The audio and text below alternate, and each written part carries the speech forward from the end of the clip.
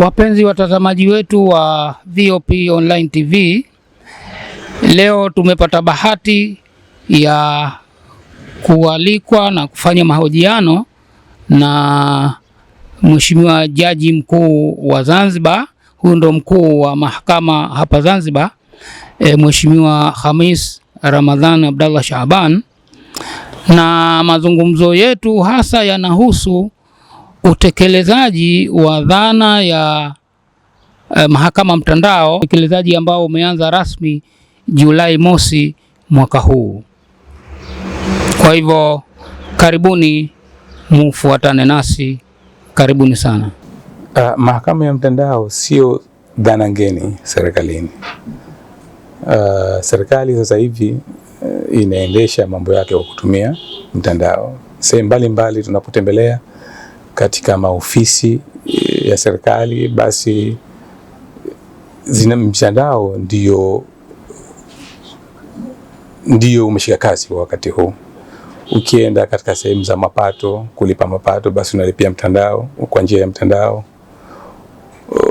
Ukienda sekta mbalimbali serikali sasa hivi wanatumia mtandao. Kwa hiyo nasi mahakama tumeona tusiwe nyuma katika mabadiliko haya ya sayansi na teknolojia, kwa kuhakikisha kwamba tunawapatia wananchi huduma za haraka na popote walipo.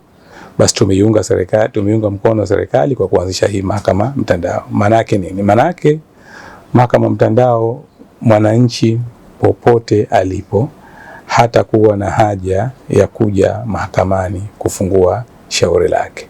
Sasa hivi akiwa wakili akiwa yuko katika ofisi zake, mwananchi akiwa yuko nyumbani kwake,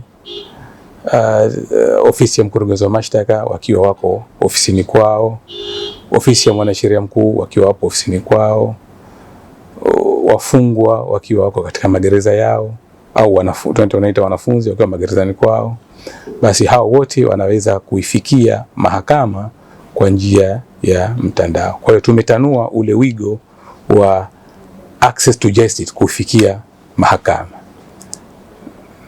Niseme tu kwamba kuna rasilimali watu na rasilimali fedha. Kuhusu rasilimali watu, niseme huu mfumo wote ambao tunautumia, ambao tumeuzindua jana rasmi, ni mfumo ambao umetengenezwa na wafanyakazi wetu wa mahakama, pamoja kupata msaada wa mahakama wenzetu, mahakama ya Tanzania. Kwa hiyo tuliwaweka pamoja wataalamu wetu kutoka mahakama ya Zanzibar pamoja na watendaji wengine ambao wamesomea mambo haya ya teknolojia kutoka serikalini, pamoja na wataalamu wa mtandao wa mahakama ya Tanzania, tukaweka pale Chake mkoani, katika hoteli ya mkoani, ambao mfumo huu umetumia karibu siku 117 kutengeneza huu mfumo. Kwa hiyo mfumo huu umetengenezwa na ni mfumo si wa kununua, ni mfumo ambao tumeutengeneza sisi wenyewe kutokana na mazingira yetu wenyewe ya hapa Zanzibar. Hiyo moja. Lakini la pili, tumechukua hatua mbalimbali kuhakikisha kwamba wananchi wanauelewa huu mfumo. Kwa hiyo tumekaa na mawakili wa kujitegemea, tumekaa na mawakili wa serikali, tumekaa na ofisi ya serikali kutoka ofisi ya mwanasheria mkuu na ofisi ya mkurugenzi wa mashtaka, na wananchi kwa ujumla wamechangia katika kutengeneza huu mfumo, mawazo yao. Kwa sababu kabla ya mfumo, kwanza tulianza na kitu kinaitwa business process. Kwa hiyo tulichukua hatua hizi, tulichukua maoni, tulichukua utaratibu wetu wa usikilizaji wa mashauri mahakamani, na tukachukua maoni kutoka kwa watu mbalimbali kama nilivyowataja, na taasisi mbalimbali, tukatengeneza huu mfumo. Lakini jingine nalo, tumeusomesha huu mfumo, tumeufanyia majaribio kadhaa. Tunaita stakeholder ile meeting. Tumefanya majaribio kwa majaji, tumefanya majaribio kwa mahakimu, tumefanyia majaribio kwa mawakili, tumefanya majaribio kwa wananchi kwa ujumla. Huyu yote ni katika ile process tunazungumza, ile rasilimali watu tumeweza kuunganisha kutengeneza huu mfumo, lakini tumetengeneza halikadhalika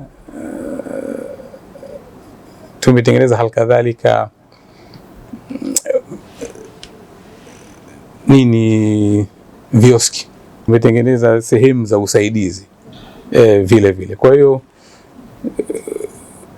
tumefanya mafunzo mbalimbali. Kwa hiyo niseme kabisa katika eneo la rasilimali watu tumewahoji watu mbalimbali. Kwanza tumetengeneza sisi wenyewe, lakini tumewahoji watu mbalimbali mpaka tukafikia mfumo basi umepitia hatua mbalimbali mpaka ukao umekamilika. Kwa hiyo ni mfumo shirikishi, mfumo wetu, mfumo rahisi ambao unaweza ukatumiwa na kila mtu, na unaposhindikana kutumiwa basi tunawawezesha watu kuweza kutumia huu mfumo. Lakini rasilimali fedha, mfumo huu uko chini ya mkopo wa Benki ya Dunia. Benki ya Dunia imeipa mkopo Mahakama ya Zanzibar karibu dola milioni 30 za kufanya mambo mbalimbali yakiwemo ujenzi wa majengo mbalimbali, yakiwemo kujenga uwezo kwa watendaji wetu wa mahakama, lakini vile vile inajumuisha vile vile utengenezaji wa huu mfumo wa usimamizi na usikilizaji wa mashauri. Kwa hiyo mfumo huu fedha zake karibu 100% zinatokana na mkopo wa Benki ya Dunia. Kwa hiyo katika ile eneo uko vizuri kabisa. Sehemu za usaidizi, manake sasa hivi unajua kuna mawakili wao wanaweza wakafungua mashauri kwa sababu tayari kila mtu tumempatia utambulisho wake wa kuingia kwenye mfumo. Wakili wa kujitegemea na mawakili wa serikali, yani kutoka kwa DPP na mkurugenzi wa mashtaka. Lakini sasa kuna wananchi wa kawaida ambao hawawezi kutumia hizo kompyuta, hawana elimu ya kompyuta hata kidogo. Sasa kwa sababu tumeanzisha mfumo, lazima wafungue. Wengine hawataki mawakili, wanafungua wao wenyewe. Kwa hiyo wanakuja hapa mahakamani, tuna viosi hapo chini kama umeshuka madawati. Tumefungua madawati. Kwa hiyo anakuja pale, anaeleza jambo lake, basi anasaidiwa kufungua lile shauri lake katika mahakama. Na si shauri tu. Unajua mfumo huu unakwenda vile vile mpaka katika mahakama ya kadhi. Kuna wale watu ambao wanaomba idhini ya kuolewa. Wanakuja kuomba idhini katika mahakama ya kadhi. Lakini kuna wale watoto ambao wanatengeneza taragisi za kuzaliwa za watoto wao. Kwa wale vile wanakwenda pale. Sasa kuna changamoto nyingi unapokuja katika mfumo. Tutahitaji kwa mfano labda kitambulisho chako cha Mzanzibari au kitambulisho chako cha Mtanzania. Utakuwa pengine hukuja nacho, si ndio? Utaulizwa maswali yale ambayo uliyatumia katika kukipata kile kitambulisho. Kwa hiyo kuna mambo mingi ambayo watu wa kawaida, hata watu ambao wakati wengine wanajua elimu ya kompyuta lakini wanakwama kuingia katika mfumo. Kwa hiyo tumetengeneza madawati katika mahakama zetu mbalimbali za kuwasaidia. Niseme tu kwamba tumeamua kuanza mfumo kwa awamu. Ambapo awamu ya mwanzo itakuwa ni Mahakama Kuu, masijala kuu ya hapa Tunguu, pamoja na inajumuisha na mahakama za kadhi, yani kadhi wa rufaa ambayo iko hapa Tunguu. Halafu tuna mahakama ya mkoa wa Mjini Magharibi ambayo inajumuisha mahakama ya mkoa wa Mjini yenyewe, lakini mahakama ya kadhi wa mkoa wa Mjini, lakini kushuka chini mahakama ya wilaya ya Mjini, halafu mahakama ya kadhi wa wilaya ya Mjini, halafu mahakama ya mwanzo ya wilaya ya Mjini ambazo mahakama zote hizi ziko pale katika jengo letu la mahakama ya pale Mazizini. Lakini hali kadhalika vile vile katika mahakama yetu ya wilaya ya Magharibi B ambayo ipo Kisakasaka, na mahakama ya kadhi wa wilaya ya Magharibi B ambayo iko pale Kisakasaka, na mahakama zetu za mwanzo wa wilaya ya Magharibi B ambayo ipo Kisakasaka. Lakini vile vile mfumo huu unakwenda katika mahakama ya kadhi, katika mahakama zetu za wilaya ya Magharibi A ambayo kwa sasa tupo pale katika jengo letu la Mwera, ambayo kuna mahakama ya wilaya ya Magharibi A na mahakama ya kadhi wa wilaya ya Magharibi A na mahakama ya mwanzo ya wilaya ya Magharibi A. Haya ndio maeneo kwa awamu ya mwanzo ambayo mfumo tunauanza nao. Sasa awamu ya pili tutakwenda katika mahakama zetu za mkoa wa Kaskazini Unguja na mahakama ya mkoa wa Kusini Unguja, ambayo haya tunategemea tuingie katika mfumo katika mwezi wa 8. Lakini mwezi wa 9 Mungu akipenda tunakusudia tuanze na katika mahakama kuu masjala ndogo ya Chake Chake Pemba na mahakama za mikoa ya Kusini na Kaskazini Pemba, mahakama za wilaya, mahakama za kadhi wa mkoa na mahakama ya kadhi wa wilaya na mahakama za mwanzo zote za mikoa ya Kusini na Kaskazini Pemba. Kwa hiyo kama tunavyoona eneo hili mfumo utakwenda kwa awamu, na tunafanya hivi makusudi kwa ajili ya kujitayarisha kutatua changamoto ambazo tunakabiliana nazo katika mahakama za kwa sasa kwa hapa Unguja. Sasa ripoti ambayo nimeipokea jana kwamba jana tulipokea mashauri 15 katika mahakama zetu za mkoa wa Mjini Magharibi kwa ujumla, na mashauri yote haya yalipokelewa na kufailiwa vizuri mahakamani, kusajiliwa vizuri mahakamani.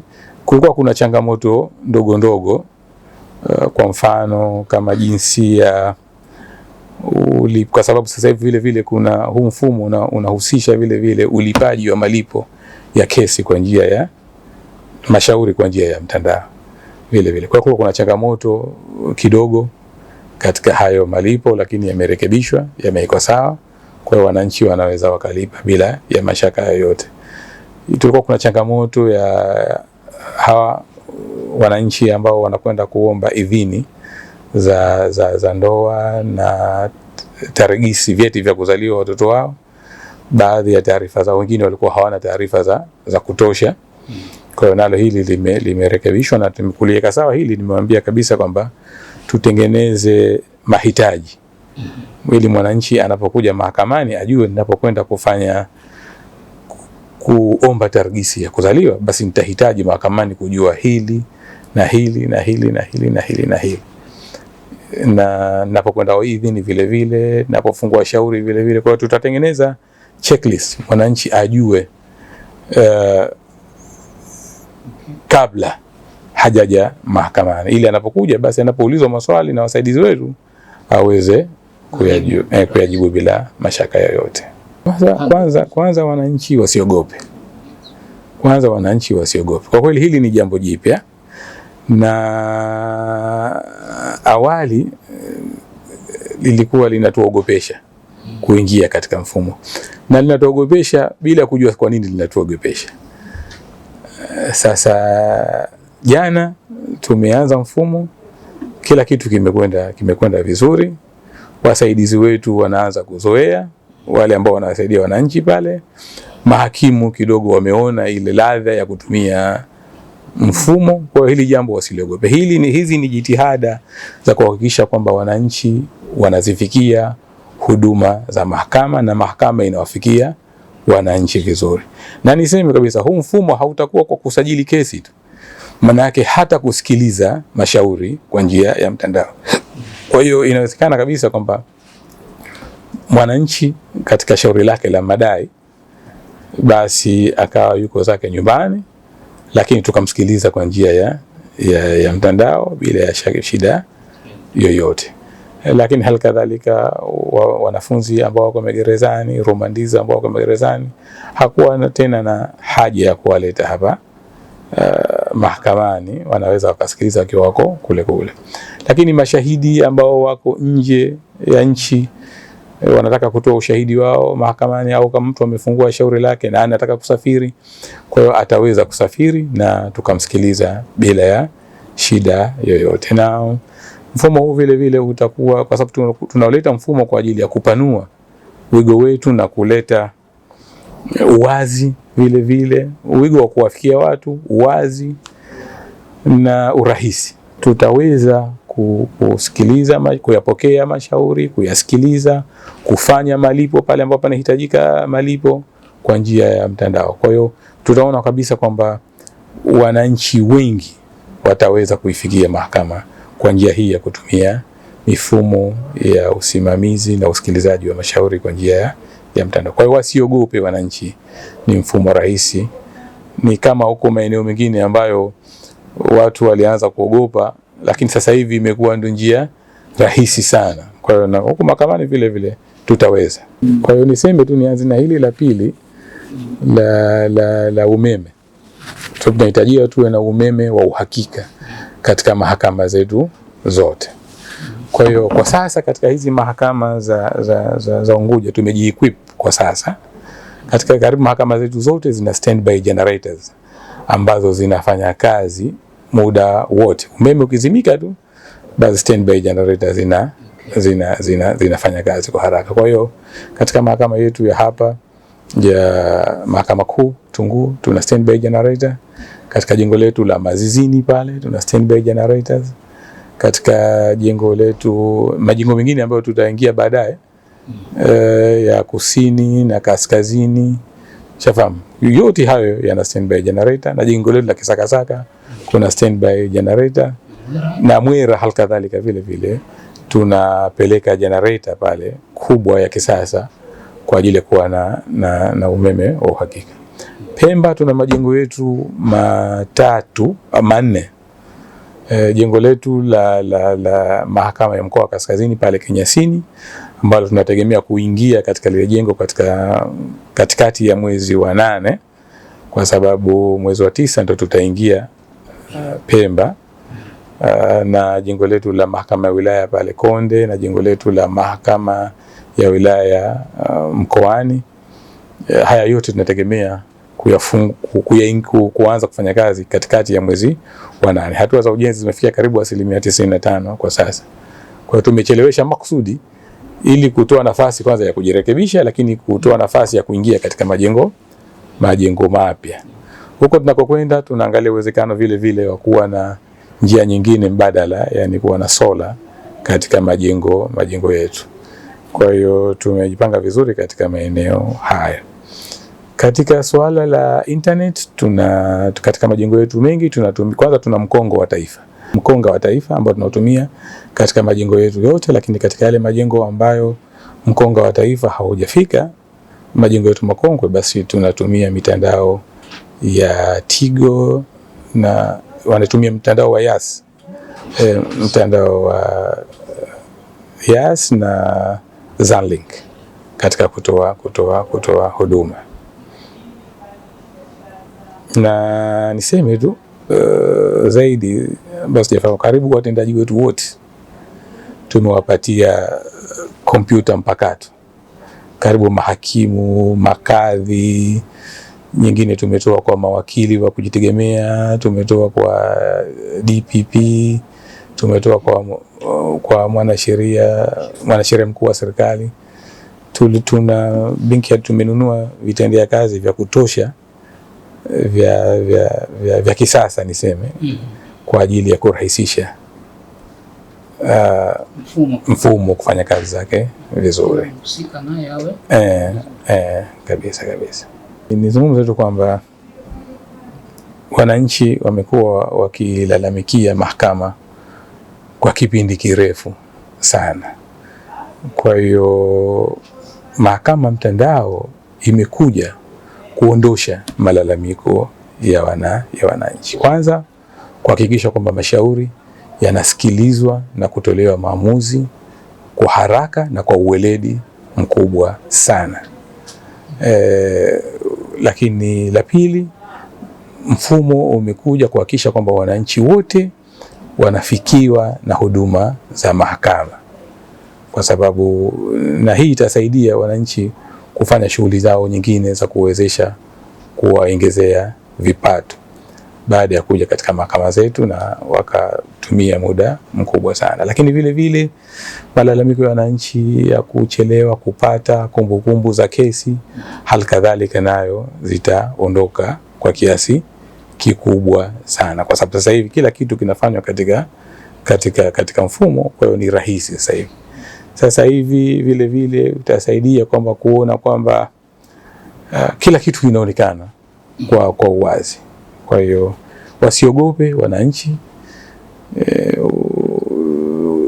tuungane nao pamoja, tuunge mkono kwa kuhakikisha kwamba mfumo huu wa usimamizi na usikilizaji wa mashauri unafanikiwa kwa kiasi kubwa, kwa manufaa ya mahakama, lakini kwa manufaa ya wananchi na manufaa ya nchi kiujumla, kwa sababu mashauri yakiweza kusikilizwa na kutolewa maamuzi kwa uwazi na kwa haraka kubwa, vile vile inakuwa ni kichocheo kwa ukuaji wa uchumi wa nchi yetu. Wapenzi watazamaji wetu wa VOP Online TV, hapa ndio mwisho wa mahojiano yetu na Jaji Mkuu wa Zanzibar ambaye ni mkuu wa idara hii ya mahakama hapa Zanzibar, Mheshimiwa Khamis Ramadhan Abdallah Shaaban.